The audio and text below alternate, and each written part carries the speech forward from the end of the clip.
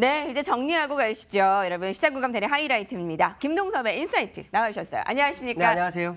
미국은 9월에 금리 인상이 확 실시되고 있는데 국내와의 금리 차가 벌어져도 연내에 금리를 올릴 것 같지는 않다 하면서요. 네, 그런 내용이 조금씩 시장에 흘러나오고 있는 건 사실이고요. 오늘도 한 3가지 이슈 가져왔죠. 어저께 미국 시장이 혼조세가 나왔어요. 근데 다우가 한때는 요 근래 고점을 돌파하려는 모습이 나왔었는데요. 어저께 미국은 무역 협상 기대감이 나옵니다. 중국입니다. 캐나다가 아니라 중국과 트럼프가 무역 협상 재개를 언급하는 발언이 월스트리트저널에 나왔죠. 그것이 이제 시장의 화두가 된 겁니다. 이게 왜 나왔을까에 대한 게 진짜 핵심입니다. 제가 아마 얼마 전에 그런 얘기를 했어요. 중국하고 미국이 만약에 무역 분쟁이 진짜 진행이 되면 이 부품 공급에 문제가 생길 수 있다라는 얘기를 했었죠. 지금 이 발언이 뭐냐면 미국 내에 있는 기업들, 포드, 인텔, 이런 기업들이 이 공급에 불확실성이 생기면 가격이 어떻게 될까요? 올라갈 수밖에 없죠. 결국 이게 아무리 무역 분쟁을 하더라도 끊을 수 없는 사슬이 아니냐라고 생각한다면 미국 시장이 결국에 가서는 협상에 대한 기대감이 투자가 된 사안이 있을 수밖에 없다. 그것이 결국 지금 시장, 분쟁에 대한 이슈가 나오는데도 불구하고 다우도 견조하고 나스닥은 장중한테 고점까지도 막 갔다가 내려오고 이런 것들이 계속 연출되고 있는 거죠. 시간이 흘러도. 그 얘기는 무슨 말이냐면 악재로 시장에 다가왔지만 이 악재가 호재로 변하는 것이냐. 결국 무역협상이 진짜 진행된다면 그걸 빌미로 해서 정고점을 향해서 움직일 수 있겠다라는 이슈가 어저께 다시 한번 확인된 것이 아닐까라는 생각을 해봐야 될 것 같습니다. 자, 기술적으로 보면 큰 변화는 없습니다. 자, 변화는 없으나 우리는 확인해야 될 게 있죠. 지금 현재의 모습은 팽팽하구나. 악재에 둔감하고 호재에 민감한 상황. 그렇지만 더 가지는 않고 있다. 자, 그 얘기는 무슨 말이냐면 일목균형표상으로는 이격을 만들어주는 작업을 정말 하고 있구나라는 생각을 하죠. 근데 이러한 캔들이 나올 거라는 것을 사실은 요때 말씀드렸잖아요. 한 3주 전에. 그러니까 결론적으로 말하면 미국 시장이 지금은 어떤 특별한 악재가 돌발적으로 발생하지 않는 급락은 없다라는 생각을 하게 되는 거죠. 물론 이건 단기적인 거예요. 단기적으로. 그 단기적으로 본다면 결국 추세적으로는 역시 요 지점. 지난번에 장단기 국채금리에 문제가 생겨서 급락했었던 그 시점까지도 올라오고 있다. 그렇다면 결국 시장의 마인드가 불마켓에서 베어마켓으로 아직은 돌입을 하지 않았을 수 있다. 그거는 미국 시장에 한해서. 왜 이 말씀을 드리냐면 미국 시장이 베어마켓에 들어간다면 우리가처럼 지금 베어마켓 같은 장에서는 참 어렵죠. 그러나 불마켓이 유지된다면 우리나라 시장이 베어마켓 같은 모습을 보이더라도 결국에서는 일정 부분의 반등을 시장에서는 줄 수밖에 없지 않겠나라는 생각을 해볼 수 있다라고 말씀드릴 수 있을 것 같습니다. 자, 두 번째 이슈 보죠. 두 번째 이슈는 중국에 대한 얘기입니다. 중국이 지금 상당히 시장이 어려워요. 월봉상으로 굉장히 어려운 상황인데 지금 거자두이라 그래서 이제 이게 저도 보고 좀 이해가 안 됐었는데 이제 국가대표팀이라는 표현을 씁니다. 우리나라 말로 표현하면.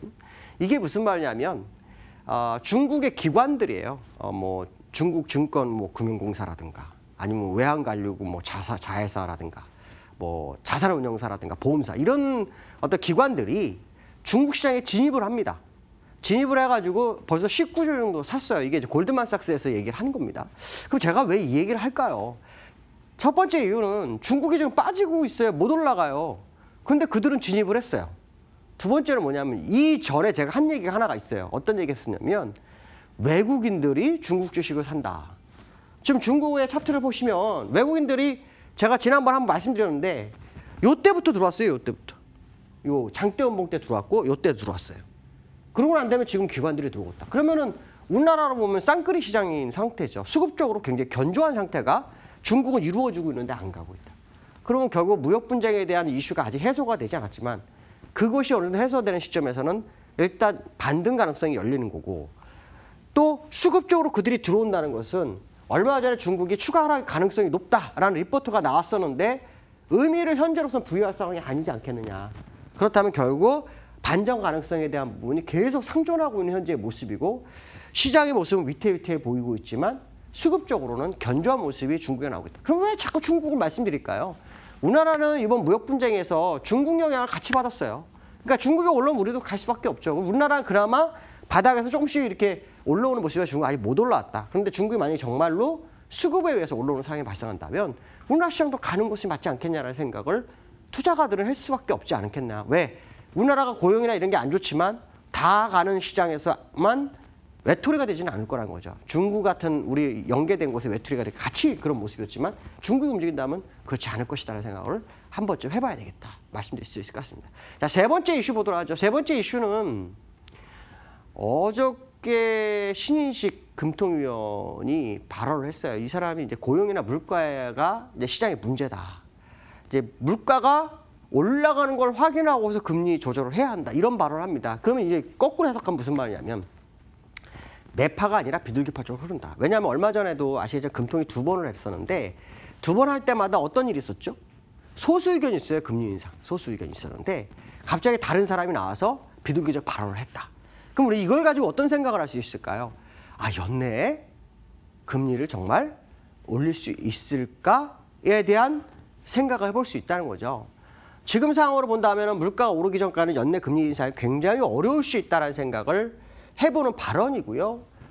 제가 지난 말씀처럼 추가적으로 고용이라든가 어떤 경제가 살아나지 않는 한은 오히려 금리는 전 세계가 반대로 갈 수도 있는 상황이 연출되지 않을까. 이건 뭐 개인적 소견입니다. 근데 그러한 부분들은 항상 우리가 전제를 깔고서 시장을 봐야 되는 거기 때문에 일단 올해는 여전히 저금리에서 유동성을 유지되지 않겠나. 물론 부동산으로 자금이 흘러가는 건 일부 있지만 그래도 시장에는 나쁜 재료는 아니지 않나 이런 생각도 해봐야 될 것 같습니다. 기술적으로 보시면 오늘이 사실 만기날이죠. 사실 만기날이 아마 엊그저께 말했지만 특히 그 내만여의 날에 만기 지수가 향후 며칠간의 시장의 방향성을 제시했었다. 이번에도 가능한가? 뭐 이런 표현을 썼었는데 일단 지난주에 음봉 나오고 이번에 양봉 나오는 상황에서 만기를 맞았다는 거죠. 그럼 오늘 막판에 만약 지수가 정말 오른다면 물론 외국인이 좀 많이 파는 건 사실입니다. 오른다면 시장의 방향성을 어쩌면 위쪽으로 더 열릴 수 있지 않을까라는 생각을 해봐야 될 것 같고요. 오늘 만기날이기 때문에 사실은 이 포지션에 대한 관심이 좀 있을 것 같습니다. 물론 이 포지션이 100% 다 맞진 않지만 바로 바뀌는 경향이 있는데요. 제가 포지션을 잠깐 보여드린다면 이렇습니다. 포지션을 보면 지금 외국인들이 누적으로 한번 보면요. 외국인들이 300까지 매수해요. 홀 쪽으로 가 있다는 얘기죠. 그 다음에 기관도 295까지 가 있습니다. 근데 당일을 보니까 외국인들이 295까지는 삽니다.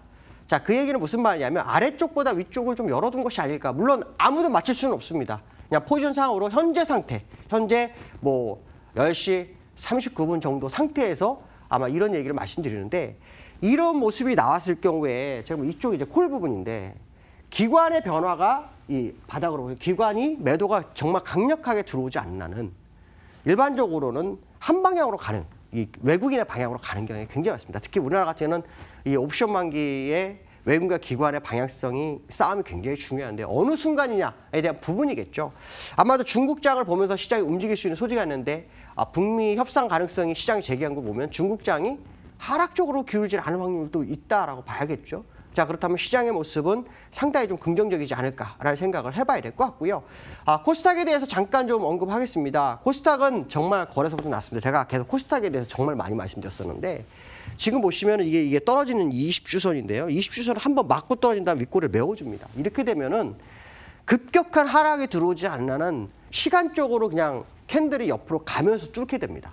그러니까 그 얘기는 무슨 말이냐면 거래소가 상당히 못 가고 있는 거고 시장의 방향성은 코스닥에서는 미리 가르쳐주고 있는 상황이 아니냐. 그렇다면 미국과 디커플링 상황인 우리나라 시장이 결국에서는 방향성을 같이 커플링 쪽으로 움직일 소지를 좀 열어두고 볼 필요성이 있고 그것이 아까 말씀한 북미 협상에 대한 부분이 국내 시장에도 영향을 주는지 이런 부분을 확인을 해볼 필요성이 있다라고 말씀드릴 수 있을 것 같습니다. 오늘 여기까지 하겠습니다. 감사합니다. 선물옵션 동시만기일은 마지막까지 변동성이 있을 수 있기에 오늘 여러분들의 성공 투자를 더 응원하고요. 저희가 준비한 소식이 여기까지입니다. 금요일 이 시간 아침에 찾아뵐게요. 시청해주신 여러분 고맙습니다.